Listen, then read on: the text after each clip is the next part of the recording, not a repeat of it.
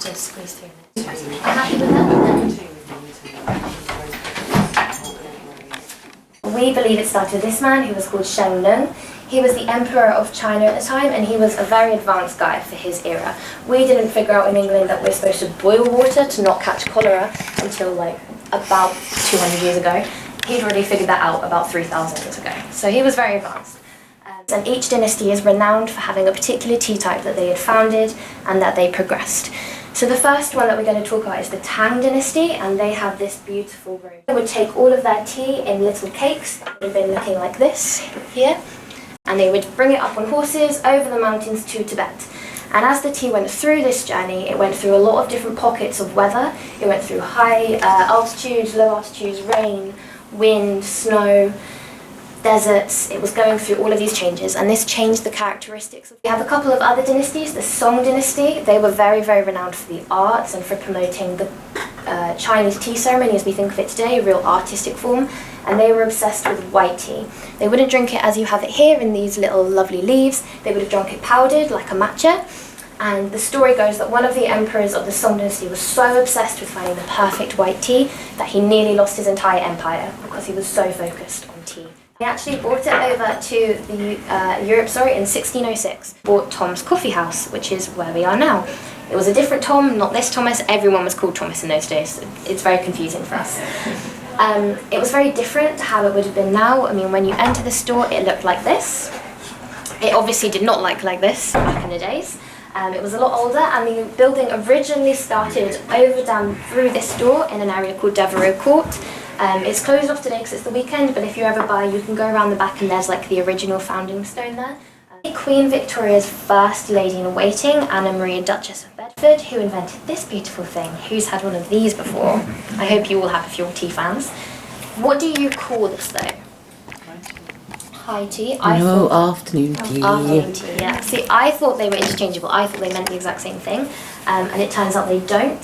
So high tea is the idea of, in the Industrial Revolution, workers would have to have their tea at a different time, and they would sit down and have their main dinner of their day with a cup of tea, possibly at a high table, which is where we get the idea high tea. And in a lot of places in the UK, I'm from the south, which is not normally poorer, but I'm from a poor region of the south, and up north they tend to call dinner tea. So I call dinner tea, which is very confusing for my flatmate who doesn't know what tea means. The afternoon tea is the traditional with the cakes and the scones.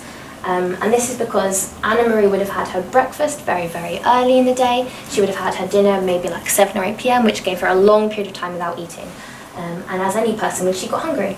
So she started to order tiny little finger sandwiches, cakes, scones, and she started to invite people to join her with this, including the Queen. And this is where it got so popular, because anything the Queen is doing, everyone else wants to follow. And this is where we get the tradition from. Now with the scones, being from Cornwall, which way do you do your jam and cream? Jam and cream. Good. You're allowed to stay. If anyone does it different, please leave.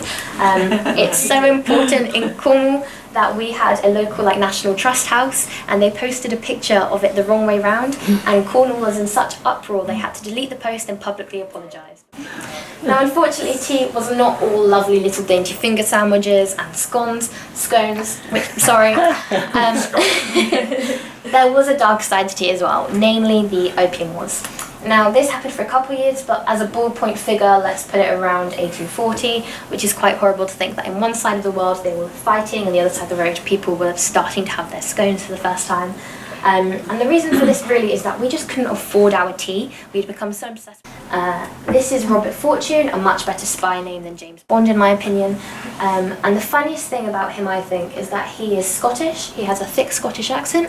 He has ginger hair, and he's about 6 foot tall, and somehow he managed to convince everyone he was a Chinese man for 5 years. So, he was a very impressive spy, really. Now Robert was an adventurer, as everyone in the Victorian era seems to be, and he was also a botanist and a plant collector. So he went in and he worked on the plantations for about 5 years. He went in and out a lot, and he stole some seeds and some cuttings that we could plant in what was then British India, and he also took a lot of the information on how to grow the tea, because we didn't have any of this intel. It hadn't been grown by us before. Unfortunately, most of the plants he brought over did die, but his production of knowledge is what kind of kept us afloat. So he went over in about 1848, one of the many years he was over there. And in 1888, Indian tea exports overtook China for the first ever time. But only one plant, and so all of the tea that we have, the variation comes in where it's grown, which leaves are picked, how it's grown, and then how it's produced. Have you ever had Lapsang Souchong tea before, the smoked tea? So the name Souchong comes because the fourth leaf down is the Souchong leaf, and that's where the name comes from. It's a much richer leaf, whereas if you head up the plant, it starts to get a lot lighter. So the white teas you have are literally the buds, the unopened leaves, and that's why they're so incredibly soft. And then the further down you go. What are you going to say to the appearance? I think this is more, it's like eating a herb. Very with the same. To be honest, there's not a great deal of difference because it's the same leaves. They should all have the same caffeine in the leaf. With the process of oxidization, like the black teas that we'll come on to, are fully oxidized, so the cell walls are completely broken down. Whereas with your green teas, the cell walls are pretty much intact. And that's because in the process of production, they are firstly bruised like this in a little basket. My colleague upstairs, Kay, if you see her, she's the one that was sorting stuff up down here. Her favourite leaf is this one because she says it's a very happy little oolong leaf. So oolong's her favourite as well.